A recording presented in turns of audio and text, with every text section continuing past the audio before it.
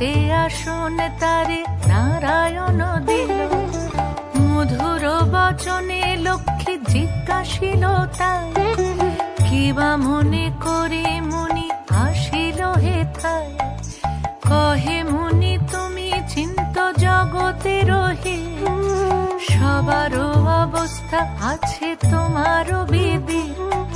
সুখিতে আছো এ যত মর্তবাসীগণ, বিস্তারিয়া মোর কাছে করহ বর্ণন। লক্ষ্মীমার হেন কথা শুনি মুনি বল, কহিতে লাগিলা তারে জুড়ি দুই কর।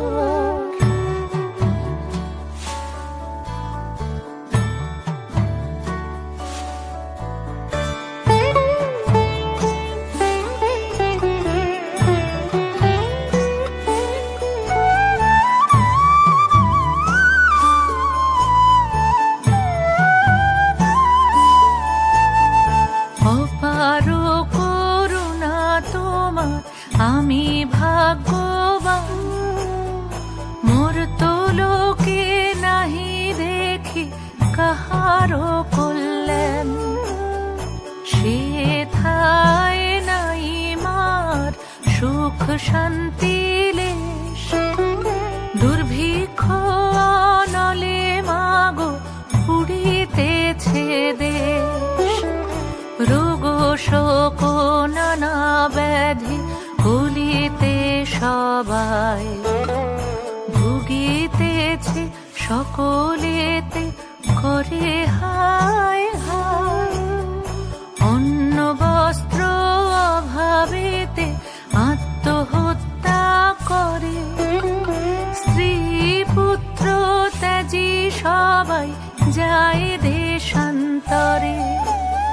স্ত্রী পুরুষ সবে করে ধর্ম পরিহার, সদা চুরি প্রবঞ্চনা মিথ্যা অনাচার। তুমি মাগো জগতের সর্বহিতকারী, সুখ শান্তি সম্পত্তির তুমি অধিকারী। স্থির হয়ে রহ যদি প্রতি ঘরে ঘরে, তবে কি জীবেরও এত দুঃখ হতে পারে।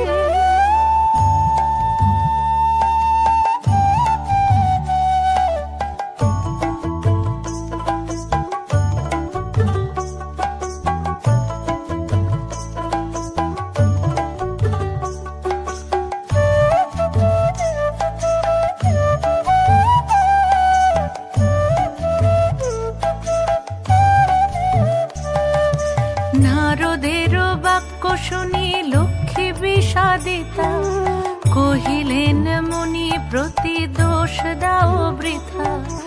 নিজ কর্ম ফলে সবে করে দুঃখ ভোগ, অকারণে মোর প্রতি করো অনুযোগ।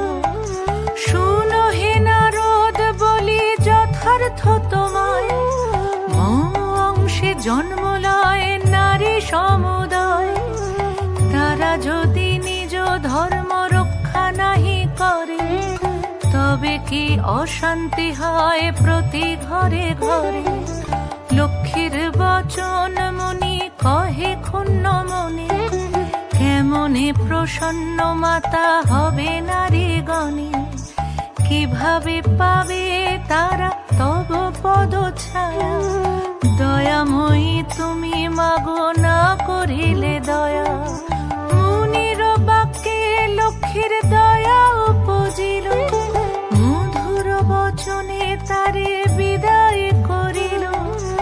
নারীদের সর্ব দুঃখ যে প্রকারে যায়, কহ তুমি নারায়ণ তাহার উপায়।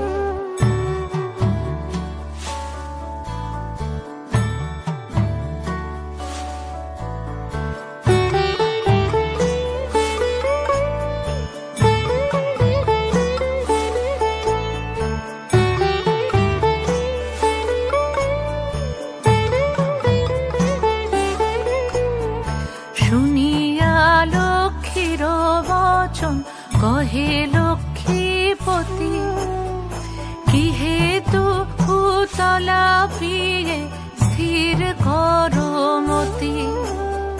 প্রতি গুরুবারে মিলি যত বামাগণে, করিবে তোমার ব্রত ভক্তিযুক্ত মনে। নারায়ণের বাক্যে লক্ষ্মী অতি হৃষ্ট মন, ব্রত প্রচারিতে মর্তে করিল গমন।